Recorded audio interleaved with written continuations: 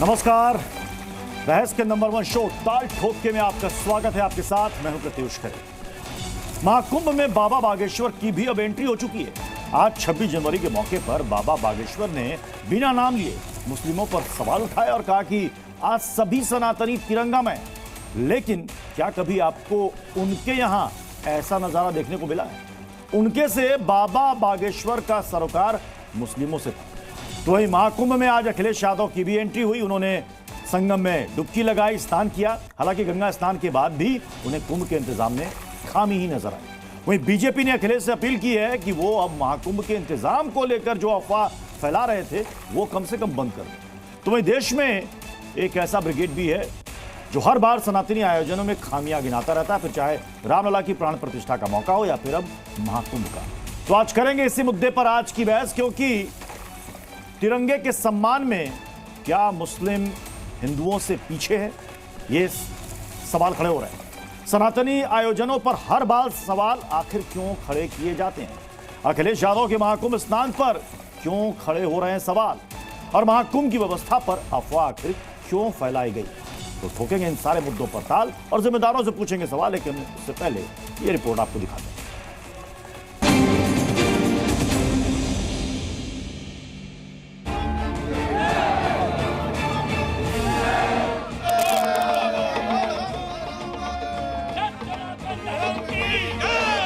जिनको राम से प्यार नहीं, जिन्हें भारत तेरे टुकड़े होंगे, गजवाई हिंद चाहिए, उनकी जो पूजा के स्थान है वहां कभी ऐसा तिरंगा फहराता हुआ मिल जाए तो हम समझ जाएंगे भारत के सभी नागरिक सच में राष्ट्र से प्रेम करते हैं। कुंभ मेला में स्नान करने के बाद मेरा सब पाप धुआ जाएगा, साफ हो जाएगा। मेरे ख्याल से कितनी गंदगी होती होगी वहाँ, जिस तरह से लोग रहे हैं, यहाँ बड़े पैमाने पर बीमारियाँ फैल जाएंगी।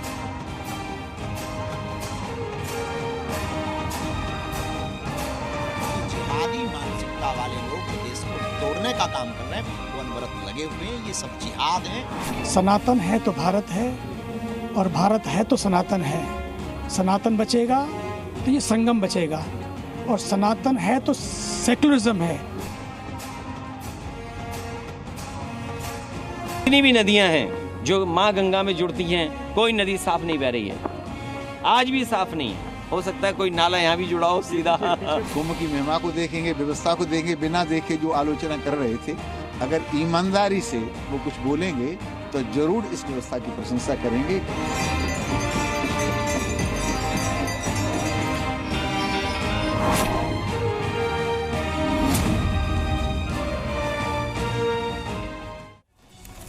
चलिए जल्दी से अपने मेहमानों से आपको मिलवा देते हैं। हमारे साथ है डॉक्टर अजय आलोक, बीजेपी के प्रवक्ता सुभ्रांश राय। हमारे साथ हैं कांग्रेस के प्रवक्ता Danish Qureshi, political analyst Junaid Harris थोड़ी देर में हमें ज्वाइन करेंगे। आचार्य विक्रमादित्य धर्मगुरु हमारे साथ इस वक्त स्टूडियो में मौजूद हैं। डॉक्टर अजय आलोक, अब तो अखिलेश यादव ने भी कुंभ में डुबकी लगा ली।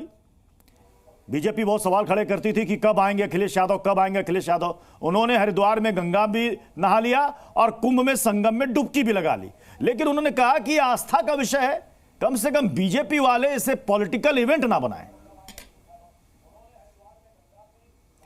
देखिए, ऐसा है प्रत्युष जी कि कुंभ में डुबकी लगाना, वो ब्राह्म डुबकी लगाना अलग बात है, लेकिन अंदरूनी मन में जब तक डुबकी नहीं लगेगी ना, जब तक ये विचार नहीं होगा कि कुंभ में डुबकी लगाने क्यों जा रहे हैं, इसकी महत्व क्या है, हम हिंदू हैं तो हम क्यों हिंदू हैं, हमारे लिए कुंभ क्या है, जब तक इसकी महत्वता नजर नहीं आएगी तब तक कुंभ में नाला ही गिरेगा, गंदगी ही गिरेगी, गंदगी ही दिखेगी।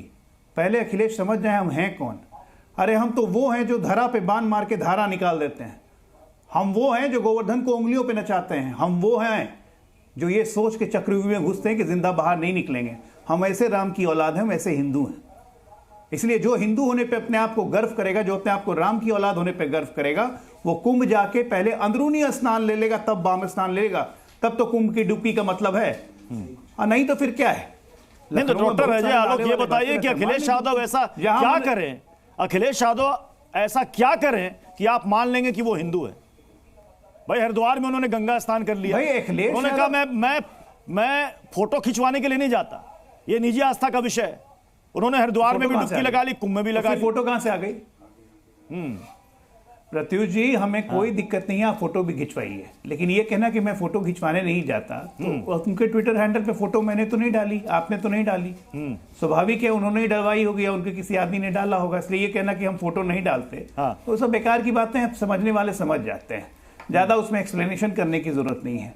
बल्कि पहले तो ये कहा कि मकर संक्रांति के अवसर पर नहाने गए थे, बाद में ये कह दिया कि चाचा की पुण्यतिथि पे तर्पण करने गए थे, तो पहले तय कर लें कि दोनों में से क्या करने गए थे। मैंने इसलिए कहा ना, ब्राह्म डुबकी और अपने अंदरूनी मन की डुबकी लगा के जब तक अपने आप को नहीं पता करेंगे कि आप हैं क्या, आप चाहते क्या हैं, तब तक कुंभ में जाने का कोई फायदा नहीं है।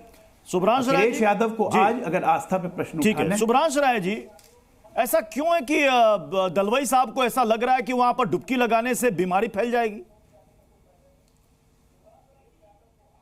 प्रत्युष, ये दलवाई कौन है? ये हुसैन दलवाई कौन है, आप बेहतर बताएंगे? नहीं, मुझे आप बताइए कौन है, मैं नहीं जानता इसलिए पूछ रहा हूँ। अच्छा, आप नहीं जानते ना, बताइए कौन है। पूर्व राज्यसभा सांसद रह चुके हैं। हाँ, बताइए। तो पूर्व राज्यसभा सांसद रह चुके हैं, तो इसके आगे क्या मतलब उस पर आप कोई नहीं मतलब कांग्रेस के नेताओं पर आप कोई टिप्पणी नहीं करना चाहते? प्रत्युष जी, बताइए। मामला ना मेरे धर्म से जुड़ा है। हाँ। मैं आपसे 2 लाइन में समझना चाह रहा हूं कि ये गलवई कौन है? कौन है गलवई जिसकी आप, सुने ना मेरी बात, जिसकी आप चर्चा पे लगे हुए हैं, कौन है गलवई? अच्छा, आपके लिए कोई इंपॉर्टेंस नहीं है उनका? नहीं, बताइए ना कौन है। एक बात नहीं, कांग्रेस के पुराने नेता, कांग्रेस के वरिष्ठ नेता। अच्छा, चलिए, आप कह रहे हैं कि हुसैन दलवाई पर आप कुछ नहीं बोलेंगे। उदयनिधि स्टालिन, एक मिनट, डेंगू मलेरिया बोली, अब मत पूछिएगा कि उदयनिधि स्टालिन कौन है। भाई मैं बता रहा हूं, सुन तो लीजिए। हाँ, ऐसा है जी। अब न्यूज 24 में क्या हो रहा है और जी न्यूज की बिल्डिंग कैसी रहेगी, ये मेरा आपसे चर्चा का विषय नहीं है ना। हाँ। जील इंडिया में कितने % आपकी इक्विटी बची है, ये मेरा चर्चा का विषय नहीं है। कौन है गलवई? आज कुंभ स्नान पूरी दुनिया कर रही है, ठीक है।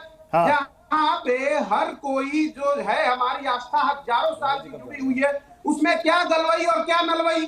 पहली इंपॉर्टेंट बात। दूसरी इंपॉर्टेंट बात समझिए, जो अगर गंगा साफ नहीं हुई है तो आस्था हमारा एक तरफ है, लेकिन दूसरी तरफ ये सवाल जरूर पूछा जाएगा कि 24,000 करोड़ रुपए गंगा सफाई के नाम पे कहां चले गए?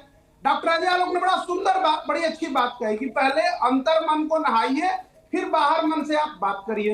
इन्होंने बड़ा सुंदर जिक्र किया, हम सनातन की इन्होंने बात करी, राम का जिक्र किया, कृष्ण का जिक्र किया, गोवर्धन का जिक्र किया। कहीं ना कहीं इनको लग रहा होगा ना कि भाई हिंदुस्तान की हवा साफ सुथरी नहीं है और हिंदुस्तान का माहौल अच्छा नहीं है, तभी इन्होंने बच्चों को बाहर की विदेश की नागरिकता दिलाई। अब इनका कुंभ और संविधान कहां चला गया और सनातन कहां चला गया? जब अगर आपको भारत भूमि, मिट्टी, सनातन, वो माँ भारती, वो हिंदुस्तान की सरजमी जिसको चूम कर हम सबको फक्र की अनुभूति होती है, कहीं ना कहीं आपको कुछ लगा होगा, तभी तो आपने अपनी जनरेशन को, जो आपके नाम का झंडा बुलंद करेंगे, उनको आपने हिंदुस्तान की जगह अमेरिका को सोचा कि यार अमेरिका ज्यादा बेहतर है। तो एक बात आप समझिए ध्यान से, कुंभ, धर्म, ये बिल्कुल मेरी आस्था का विषय, और ये भी बात बिल्कुल सत्य है। किसी महात्मा ने कहा था कि सेकुलरिज्म तभी तक शुभ्रांश राय जी, आपके कहने का मतलब है, चाहे वो कांग्रेस से जुड़ा हुआ नेता हो, चाहे वो आपके अलाई पार्टनर का नेता जुड़ा हुआ हो, आप कह रहे हैं कि कुंभ के सामने सारे बौने हैं, कुंभ के बारे में कोई कुछ नहीं कह सकता। नहीं, आपने कहा ना कि आखिर कौन है हुसैन दलवाई, कौन है, किस हैसियत से उन्होंने कहा, किस हैसियत से उन्होंने कहा? तो मुझे एक बात बताइए, मुझे एक बात बताइए सर, एक सेकंड। शुभ्रांश जी, महाकुंभ आस्था से जुड़ा हुआ मसला है, अगर ऐसी टिप्पणी कोई और किसी मजहब के बारे में कर दे तो क्या जवाब आएगा?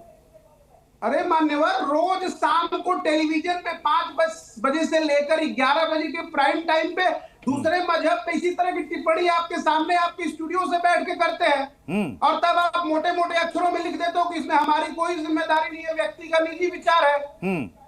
कौन है हुसैन दलवाई भाई, बताइए आप। इस देश की आबादी 150 करोड़ है, लोग कांग्रेस की विचारधारा से अपने आप को खड़ा करते हैं। चलिए, कम से कम ये मत कहिएगा कि क्या है सनातन। आजादी दिलाई, पूरी बात सुनिए, देश की आजादी दिलाई, हो सकता है उसमें इनका भी योगदान हो, नहीं हो, मैं नहीं जानता। अजय आलोक जी, नहीं, अजय आलोक जी, आपके सामने जो प्रत्युष आईना है अजय आलोक जी, मतलब हुसैन दलवाई जो कुछ कह रहे हैं इनके मुताबिक कुछ गलत नहीं कहा उन्होंने। ऐसी टिप्पणी करने का हक हर किसी को है। देखिए, ऐसा है कि पहले सुधांशु जी की कुछ गलतफहमियां भर दूर कर दूं जो इन्होंने मेरे बारे में व्यक्तिगत कहा है कि मैंने बच्चे अमेरिका के नागरिक हैं और मैंने अपने अगली जनरेशन को भेज दिया। मेरे बच्चे पूर्णतः हिंदू है महाशय। सुनिए आराम से मेरे ट्वीट में। आप बात सुनिए, आप जवाब सुनिए, बीच में चिल्लाइए मत। मेरा ये व्यक्तिगत डिबेट नहीं है शुभ्रांश जी, आपको ये बात जब लाए हैं तो बात सुनिए। ये मेरा व्यक्तिगत मामला नहीं है जिसमें हम लोग डिबेट करने बैठे हुए हैं। गलत किया है आपने। मेरे बच्चे वहीं पैदा हुए थे क्योंकि मैं वहां काम कर रहा था और इसलिए उनको अमेरिकन नागरिकता मिली। अब मेरा बेटा यही पढ़ता है, ठीक है, और दोनों वयस्क हो चुके हैं। जब पूरी बात जानिए मत तो व्यक्तिगत टिप्पणी से बचिए। अब एक मिनट, दूसरी बात, मेरे बच्चे पूर्णतः हिंदू हैं, उन्होंने धर्म परिवर्तन नहीं किया। यहाँ बात आस्था की हो रही है। हुसैन दलवी के नाम पे भाग रहे हैं, हुसैन दलवी के नाम पे भाग रहे हैं। एक मिनट, गंगा है तो हमारा भाग रहे हैं। गंगा है तो हमारा उत्तर प्रदेश के प्रदेश अध्यक्ष को जानते हैं, पाप को नष्ट कर देती है गंगा, तो दोबारा वापस बुला लीजिए। क्या करना है? सुनिए, चिल्लाने से नहीं होगा, हिंदुस्तान चिल्लाने से नहीं होगा। सुनिए ना, आपने वो स्वदेश पिक्चर आप हुसैन दलवी को नहीं जानते हैं, आलोक भाई, हुसैन दलवी को नहीं जानते हैं, अजय राय को जानते हैं ना? आइए बिहार, अजय राय को जानते हैं ना? घर आइए भाई। अजय राय को जानते हैं कि नहीं जानते, कि उनको ही भूल गए? अजय राय ने क्या टिप्पणी की थी? मैं तो आपको भी जानता हूं। खुद अखिलेश ने क्या टिप्पणी की थी कि जो पाप करते हैं वो पाप धोने जा रहे हैं कुंभ नहाने। तो अभिषेक क्या करने आई, आज अखिलेश क्या करने आए? मैं निजी रूप से आपको भी जानता हूं। नहीं, अजय राय को जानते हैं ना, आपके प्रदेश अध्यक्ष हैं। अच्छा छोड़ दीजिए निजी रूप, वो बात खत्म हो गई। डिबेट पे लौट आते भाई, डिबेट पे लौट आते हैं ना, डिबेट पे लौट आते हैं। निजी जिंदगी में मैं क्या कर रहा हूं, आप क्या कर रहे हैं, ना आप मेरा ठेका लिए हुए, ना मैं आपने आपका ठेका लिया हुआ है, ठीक है। निजी बात को लाने का टीवी डिबेट में मतलब नहीं है। अपनी तर्क नहीं हो तो ये सब काम किया जाता है, वो आप कर चुके हैं, इसलिए अब छोड़िए। अब आते हैं अजय राय ने क्या बोला कुंभ के बारे में। उनको तो जानते हैं, प्रदेश अध्यक्ष हैं कांग्रेस के। क्या बोला कुमार? बिल्कुल जानते हैं भाई, एक तमाशा बना दिया है, इवेंट बना के इसको मैनेजमेंट कर रहे हैं, तमाशा बना दिया। ये तमाशा है, कुंभ तमाशा है। ये अजय राय के, ये अजय राय की स्टोरी, ये अजय राय की स्टोरी है। उसमें क्या कहेंगे? हाँ, आगे ना, ये देखिए, आगे ना अपनी औकात पे। अभी इवेंट बना दिया ना आपने इसको। अभी आपका कुंभ के प्रति कितना श्रद्धा है, धर्म के प्रति कितनी श्रद्धा है, ये पता चल गई ना? बिल्कुल बनाया हुआ है। ना, महाकुंभ के प्रति कितनी श्रद्धा है, ये अभी आपके बात से समझ में आ गया। ये मुझे आपसे सर्टिफिकेट लेने की जरूरत नहीं है कि मेरे पास क्या श्रद्धा। हुसैन दलवी को कोई मतलब नहीं बनता है बोलने का। आप सुन लीजिए, क्योंकि अगर हम बोल देंगे कि कहीं जाने पे बीमारी होती है तो आग लग जाएगी, सरतन से जुदा का नारा हो जाएगा और आप लोग जैसे लोगों के मुंह सिल जाएंगे, उसमें कुछ नहीं बोलेंगे। दिक्कत यही है, ये दो मुंहा काम मत किया कीजिए। हुसैन दलवी जो भी हैं उनको क्रिटिसाइज कीजिए। कौन है 150 करोड़ लोग में? अरे इसी 150 करोड़ लोग के हिस्सा है और इसीलिए बोल जाते हैं, हिम्मत कर देते हैं। इसलिए गुजरात जैसे लोग सुनते हैं ऐसे लोगों को। सुनिए मेरा जरा 5 सेकंड कुंभ के बारे में कि मेरा धर्म है, मेरा कुंभ है, बहुत अच्छा लगा था। लेकिन साथ के साथ ये पार्शियल डिफेंस जो देते हैं ना, यही देश की जड़ों को खोखला करता है। 1 मिनट रुकिए और थोड़ा गंभीरता लीजिएगा, गंभीरता से आपकी बात बदल जाएगा। आपने इवेंट बोलिएगा कुंभ को, कुंभ का तमाशा बनाइएगा तो ये भी बर्दाश्त नहीं है। सुनिए शुभ्रांश राय जी जल्दी से काउंटर दीजिएगा, उसके बाद मुझे बाकी मेहमानों का रुख करना। 5 सेकंड। अजय, आपने जिक्र किया कि मेरी कुंभ में कितनी आस्था है। मेरे मित्र, चूंकि आप बैठे आप हैं भाजपा के नाम पे, लेकिन मैं एक लाइन बोलता हूं। भारतीय जनता पार्टी और उसका कोई भी बैठे हुए व्यक्ति की औकात नहीं है जो मुझे बता पाए कि मेरी आस्था किसमें कितनी है। मुझे सर्टिफिकेट देने की क्षमता, चूंकि आप एक पार्टी को रिप्रेजेंट कर रहे हैं, उस पार्टी के पास भी नहीं है। अगर वहां पे दुर्व्यवस्था फैली है तो है। हम लोग बगल के हैं, इलाहाबाद के बगल में बनारस है भैया, 55 मिनट में आदमी बनारस से आ जाता है। वहां क्या दुर्व्यवस्था उसकी जानकारी हमें आपको नहीं होगी। आप वो देख रहे हो जो आपके यूट्यूबर्स आपको दिखा रहे हैं, वो देख रहे हैं जो वहां पे एक्चुअल हो रहा है। लेकिन इसके मैं आचार्य विक्रमादित्य आपके पास आ रहा हूं। नहीं, एक सेकंड शुभ्रांश राय जी, मतलब इतने करोड़ लोग वहां पर डुबकी लगा रहे हैं और इस बार ऐसा माना जा रहा है कि एक रिकॉर्ड बन सकता है, 45 करोड़ लोग डुबकी लगाएंगे। तो जितने लोग आ रहे हैं देश दुनिया से, सब यहां से बीमारी लेकर जा रहे हैं। इस संगम में डुबकी लगाकर वो यहां से बीमारी लेकर जा रहे हैं। जो दिमागी तौर पर खुद बीमार है उनको हर कोई व्यक्ति बीमारी दिखाई दे रहा है। कौन किस बीमारी से ग्रसित है वास्तविक तौर पर दिखाई दे रहा है। अभी आपने चैनल के ऊपर देखा कि इनको एक भूलने की बीमारी हो गई, याद आने की बीमारी नहीं है। कौन सी चीज़ें याद आनी चाहिए, कोई नहीं जानना चाहिए। जिस प्रकार की बीमारी से ग्रसित हैं सामने बैठे हुए प्रवक्ता साहब, वो साफ साफ पूरे देश ने देखा कि कैसी बीमारी हो गई है कि याददाश्त भी भूल गए हैं। और बहुत सारे लोगों की याददाश्त अच्छी से भूली हुई है, क्योंकि बयान दे देते हैं लेकिन फिर याद आता है कि पुण्य कमाने के लिए जाना है, पाप तो धो के आना है, और आज धो भी आए। अरे आप वाले प्रवक्ता साहब, आप भी बता दो जरा, कब जाने वाले हैं अध्यक्ष जी, कब जाने वाले हैं आपके बाकी लोग? वो भी तो हिंदू ही है, सनातनी अपने आप को बोल देते हैं, लेकिन कह देते हैं। खड़गे साहब ने कुछ दिन पहले बोला था सनातन को खत्म करना है, यदि बीजेपी आ गई तो सनातन को पुनः जागृत कर देगी। आपके अलायंस के लोग, जिस प्रकार से अभी आपको याद दिलवाया प्रत्युष जी ने, कौन कौन थे, मलेरिया डेंगू बोल रहे थे। उसके बाद अभी आपने जो अपनी भ्रांति उत्पन्न करी, गंगा अगर नहाए आते, पाप धो आते, तो आपको भी याद आ जाता। अभी बताऊं कि वहां पर जो संगे अस्मत को चूम के आते हैं, वो कितने कितने लोग चूमते हैं, आपको पता है? वहां पे जाकर बीमारी कितनी होती है। गंगा में नहाने से पूरे वर्ल्ड के अंदर जो आप साइंटिफिक पैरामीटर्स अवेलेबल है, कितनी बीमारियां ठीक होती हैं गंगा जल में एक डुबकी लगा लेने से, गंगा जल का पान कर लेने से। यदि पढ़ लेते, शास्त्र पढ़ लेते, अकाल मृत्यु हरणम सर्वव्याधि विनाशनम विष्णु पादोत्कम, वो गंगा जो है ना, वो भगवान विष्णु के पैर से निकली है। पुनर्जन्म न विद्यते शास्त्र में कहा गया है। अभी पता नहीं कौन कौन सी भ्रांति उत्पन्न कर रहे थे। जो ये याददाश्त जाने की बीमारी हो गई है, वो भी ठीक हो जाएगी, जाके लगावा आया और डुबकी। और इस देश के अंदर ये भी बता दो, इस देश के अंदर कि आपके जो नेताजी हैं, आप बता दीजिए, राहुल जी कब जा रहे हैं, प्रियंका जी कब जा रही हैं, सोनिया जी कब जा रही हैं, खड़गे जी जाएंगे कि नहीं जाएंगे? क्योंकि वो तो बयान दे चुके हैं कि सनातन को खत्म करना है। बोलिए, अध्यक्ष जी के खिलाफ बोलेंगे आप? बयान नहीं याद हो तो अब याद दिलवा देता हूं, दिखा भी देंगे अभी आपको कि आपके खड़गे साहब ने बयान दिया था सनातन को खत्म करना है। बोलिए, सनातनी है या धर्म छोड़ चुके? बोलिए विक्रमादित्य जी, सुनिए। अरे आप बोल दीजिए ना, आप तो अब याददाश्त आई नहीं आई, पहले बताओ याददाश्त। अभी आप जो बोल रहे थे याददाश्त है कि नहीं है, याददाश्त आई कि नहीं, पहले बताओ, याददाश्त याद आई कि नहीं आई? अभी तो आप बोल रहे थे कौन है ये जो मौलाना साहब सामने उपस्थित हो गए थे, 10 साल तो एमपी रहे, उसके बाद महाराष्ट्र के अंदर मिनिस्टर रहे। पृथ्वीराज चौहान याद है या वो भी भूल चुके हो? पृथ्वीराज चौहान की जब सीएम थे वहां पर, तब ये जो मौलाना साहब जिनकी फोटो चल रही थी अभी, वो मंत्री थे, मंत्री थे। अब आप सुनिए थोड़ा सा विक्रमादित्य जी, आपने इतना अच्छा भाषण दिया, थोड़ा सुन तो लीजिए। अरे भाषण नहीं दिया, आपकी मती को झाड़ फूक करिए, झाड़ फूक करिए आपके ऊपर। भाषण हमारे हिस्से में छोड़िए ना। सुनिए भाई, आपने 3 बड़ी बड़ी बातें कही। पहला ये कि कब कौन जाएगा गंगा स्नान करने और कुंभ में डुबकी लगाने। जब वो जाएगा तो आपको पता चल जाएगा। सवाल ये है कि क्या आचार्य विक्रमादित्य वहां डुबकी लगाकर आ गए? आप जाइए, लगाइए। मैंने फिर से बार-बार आपको क्यों पेट में दर्द हो रहा है? धर्म आस्था सबका निजी विषय है। एक मिनट, अब आपको अरे 140 साल बाद आएगा, बचोगे नहीं, कराओ पहले, नहीं तो फिर कढ़ाई में तले जाओगे। अरे फिर कढ़ाई में तले जाओगे, सब समझ लो।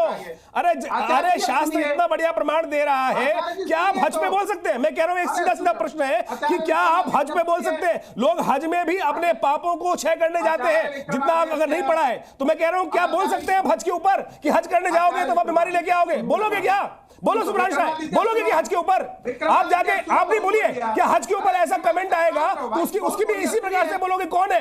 आपको तो कांग्रेस भूल जाएगी कौन है, आपको यही बोलेगी कल कांग्रेस। अगर कांग्रेस की असली प्रवक्ता को बिठा के बुला लेंगे तो कहेंगे कौन है सुब्रांश राय, कौन है सुब्रांश? ये नाम भी नहीं जानते हैं, कहीं लिखी भी नहीं है लिस्ट के अंदर। अरे फालतू में थोता चना बाजे घना वाली स्थिति, ड्रामेबाजी मत किया करो टीवी बैठकर। ये थोता चने की तरह जो book book book book book book book करते रहते हो, पूरा देश पता है तुम्हारी स्थिति क्या है। विक्रमादित्य बोल लिया तुमने, अब काम। अरे तू तड़ाक मत करना सुब्रांश राय, तू तड़ाक मत करना, तू तड़ाक करके यहाँ पहुंचे हो, अभी सिंगल पे, अभी डबल सिटी में हो, वापस जीरो हो जाओगे, जीरो हो जाओगे। तू तड़ाक मत करना, तू तड़ाक मत करना, बड़ा खराब समय चल रहा है। तू तड़ाक करने वाले कहाँ पहुंच जाते हैं? तू तड़ाक मत करना, तू तड़ाक करने वाले छूटते नहीं है। तू तड़ाक मत करना, बकवास मत करो बैठ के, अपनी औकात मत दिखाओ, अपनी पार्टी की औकात मत दिखाओ चैनल पे बैठकर, अपने निजी मत होइए, बहस चल रही है। अरे बहस में निजी मत होइए प्लीज, बहस में निजी मत होइए, बहस में निजी मत होइए, बहस में निजी मत होइए। तू तड़ाक मत करना, आप जिसके साथ तू तड़ाक कर रहे हो। मैं जुनैद हैरी साहब को भी ले रहा हूं डिबेट में। जुनैद हैरी साहब, बाबा बागेश्वर का बयान आपने सुना, वो ऐसा क्यों कह रहे हैं कि जो गजवाए हिंद की बात करते हैं उनके यहां भी अगर तिरंगा लहर जाए तो हम समझ जाएंगे कि उनके दिल में हिंदुस्तान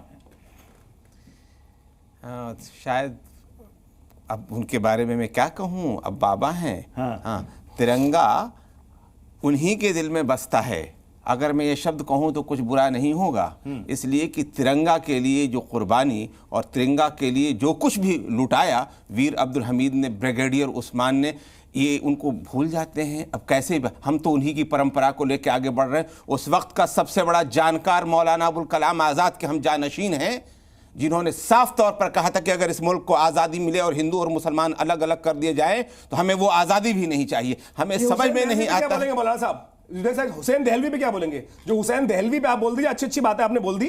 हुसैन दहलवी ने जो बोला है कि जो कुंभ में जाएंगे बीमारी लेकर आएंगे, बीमारियां करके आएंगे, उन पर क्या बोलना चाहेंगे आप? ऐसे व्यक्ति जो इस्लाम के अंदर है, मंत्री रह चुके हैं, पढ़े लिखे आदमी हैं और करीब करीब 1900, अभी मैं विकिपीडिया पे देख रहा था, पुराने नेता है कांग्रेस के वरिष्ठ मंत्री, स्टेट में मंत्री रह चुके हैं, सेंटर में MP रह चुके हैं 10 साल के लिए। बताइए ऐसे आदमी को क्या कहेंगे? मैं आपको बता रहा हूं, मैं बहुत इस चीज में क्लियर हूं कि आप समझने समझाने इंतजाम के सिलसिले में कोई भी बात कर ले, लेकिन किसी की आस्था पर कोई चोट नहीं करना। तो ऐसे व्यक्ति को इस्लाम में बिल्कुल साफ साफ कह रहा हूं। आप कह रहे हैं कि उनका बयान सही है गलत? मैं बिल्कुल नहीं कह रहा हूं कि किसी की आस्था, मैं देख रहा हूं कि बहुत सी चीजें हमारे एतबार से गलत हैं, लेकिन अगर किसी की आस्था का पाठ है तो हम नहीं कहेंगे कि गलत है। मतलब आपके एतबार से गलत नहीं? एक मिनट, क्या गलत? आपको कुंभ में कुछ गलत? आबे जमजम में जाकर पान करना, आबे जमजम सही है आपके लिए, लेकिन गंगा जल जिसको पूरा वर्ल्ड, पूरा विश्व जिस जल को अच्छा मानता है, आप कहना क्या चाहते हैं? बताइए ना। मैं जो कहना चाह रहा हूँ वो मैं खुद बोलूंगा या आप बोलने देंगे जब तो। आपने सीधा गंगा जल कुंभ पे आपने प्रश्न लगा दिया, तो हुसैन दहलवी में आप में फर्क क्या है? मैं कह रहा हूं, अरे भाई मैं जो बोलूंगा मुझे बोलने देंगे तब तो बोलूंगा। लगा दिया जनाब। अरे मैं जो बोल रहा हूं मुझे बोलने दिया जाए। मैं आपको एक बड़े खुले लफ्जों में बात बोल दूं। अभी इन्होंने हजर अस्वद की बात की थी और हज की बात की थी, मैं उस पर भी मैं बहुत कोई गलत नहीं बोला उसके। मैंने बोला मैंने ये नहीं बोला, मैंने अगर शब्द उच्चारण किया, इनके साथ जो प्रॉब्लम है, समस्या ही क्यों नहीं बोलने देते हैं? आपने उसको बोलने तो दीजिए, एक सेकंड। हाँ, मैं बड़े क्लियर शब्दों में इनको करेक्ट कर दूं कि अगर कोई व्यक्ति किसी के साथ अत्याचार किया हो तो हज करने से वो माफ नहीं होता है। जिस पर अत्याचार किया हो वो माफ करेगा। इसीलिए हज करने से जाने से पहले भी लोग जाकर माफी याचना करते हैं, माफी मांगते हैं, और जिसका जो बाकी होता है वो देने की कोशिश भी करते हैं। मैं आपको एक चीज बता दूं, ये सब चीजें हज वज नहीं माफ करती हैं। आपके कहने का मतलब ये है कि एक तरफ आप पाप करें और हज यात्रा कर ले तो पाप दूर नहीं होगा। मैं कह रहा हूं कि नहीं तो मतलब आपके कहने का मतलब है कि कुंभ स्नान कर लें, मैंने नहीं कटेगा। यही बात मैं कहना चाह रहा हूं। मैं हज के बारे में शब्द जरूर बोल सकता हूं, मैं कुंभ के बारे में कुछ बोलना नहीं चाहता हूं। हमारी आस्था, एक चीज कही कि मैं अपने धर्म के बारे में कह रहा हूं, वो कह रहे कुंभ के बारे में मैं कुंभ के बारे में नहीं कह रहा हूं। देखिए, मुझे बहुत सी चीजें अजीब लग सकती हैं। हमारे सामने ऐसे हम लोग रोज वीडियोस देख रहे हैं, ऑडियोज देख रहे हैं, देख रहे हैं। ऐसे साधु भी हैं जो कि किसी छोटी बच्ची को वरगला करके, हमारे पास ऐसे वीडियोस भी आ रहे हैं, अच्छी भी आ रहे हैं, लेकिन इसके बावजूद हम दिखा देता हूं भाई साहब कि मस्जिद के अंदर मौलाना जो उस प्रकार से मदरसों में कर रहे हैं, हजारों वीडियो रोज आ रहा है। लेकिन इसके बावजूद, अरे मेरी बात सुनिए, बताइए, मेरी बात कहने कैसे क्या मतलब है? कोई क्रिमिनल गलत कार्य कर रहा है तो क्रिमिनल क्रिमिनल होता है, किसी भी धर्म से जुड़ा वो क्रिमिनल। मैं इसी बात को कह रहा हूं। मैं आस्था के किसी, मैं आपको कहूंगा, अजमेर शरीफ के अंदर कितने रेप हुए?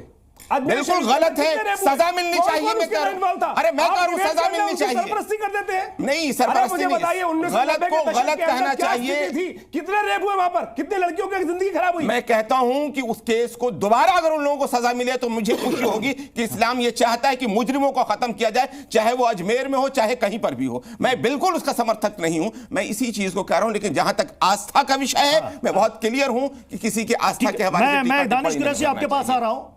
मतलब महाकुंभ तो सभी हिंदुस्तानियों के लिए एक बड़े पर्व के समान है। मुझे एक बात बताइए दानिश कुरैशी जी, तो फिर इस पर पॉलिटिक्स क्यों हो रही है? होनी नहीं चाहिए, हो क्यों रही है? देखिए दो बात मैं आपको बताऊं। दरअसल दो तरीके की बात हो रही है। एक, जब आप राजनीतिक व्यक्ति से बात करेंगे तो वो राजनीति में जवाब देगा, और ये बात तो बिल्कुल साफ है कि प्रशासन और व्यवस्था बनाना सरकार का काम है, चाहे केंद्र की हो चाहे राज्य की हो। और उसमें अगर कोई राजनीतिक व्यक्ति से आप बात करेंगे तो वो राजनीतिक में अगर कहीं कुछ कमियां है तो वो निकालेगा। रह गई बात किसी के भी धर्म के अंदर में कोई टिप्पणी करना, वो अच्छी बात नहीं है, वो मुनासिब भी नहीं है और करना भी नहीं चाहिए।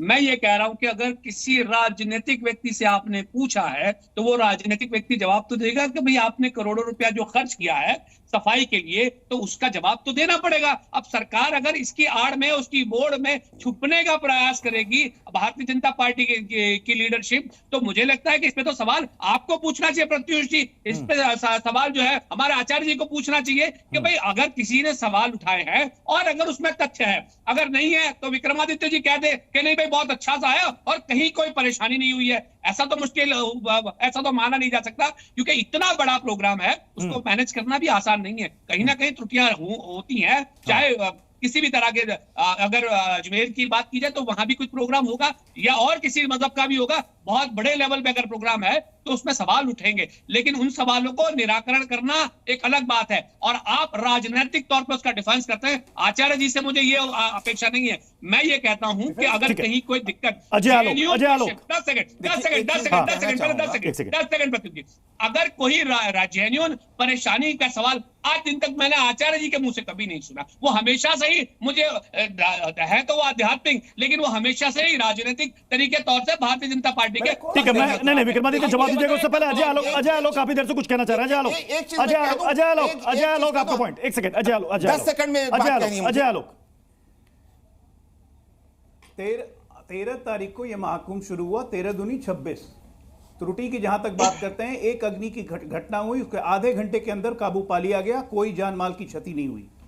अभूतपूर्व मैनेजमेंट है और यह मैनेजमेंट पूरा विश्व देख रहा है। हार्वर्ड से लेके, वॉटन से लेके, ऑक्सफोर्ड से लेके हर यूनिवर्सिटी की टीम लगी हुई है अध्ययन करने के लिए। मैन पावर की जहां तक बात है, 55,000 पुलिस वाले लगे हुए हैं, 3,500 फायर कर्मी लगे हुए हैं। हमेशा सफाई की इतनी अच्छी मेंटेनेंस है, 10 दिनों से मैनेज हो रहा है। सीआरपीएफ से लेके बीएसएफ हर कुछ मैन कर रही है। ये मैनेजमेंट करने के लिए एक लॉजिस्टिक्स का ज्ञान होना चाहिए। अगर नहीं हो तो कृपया कमेंट मत करें। इसकी इकोनॉमिक्स बता दूं आपको दानिश साहब, 7,000 करोड़ रुपया उत्तर प्रदेश सरकार, 7,500 रुपये केंद्र सरकार, 14,500 करोड़ का टोटल खर्च। Economic turn around Uttar Pradesh का 2 लाख करोड़, 8 गुने से 10 गुने से भी ज्यादा, 2 गुने से ज्यादा। ठीक है ना? तो ये है इसकी इकोनॉमिक्स, ये इसकी मैनेजमेंट और लॉजिस्टिक्स। अब आते हैं जरा, मैं बस 2 सवाल पूछना चाहता हूं जुनैद साहब से। जुनैद साहब, आपने बहुत अच्छी बात कही कि मौलाना अब्दुल कलाम आज़ाद ने कहा था कि हिंदू मुसलमान अगर बटेंगे तो हमें ऐसी आज़ादी नहीं चाहिए।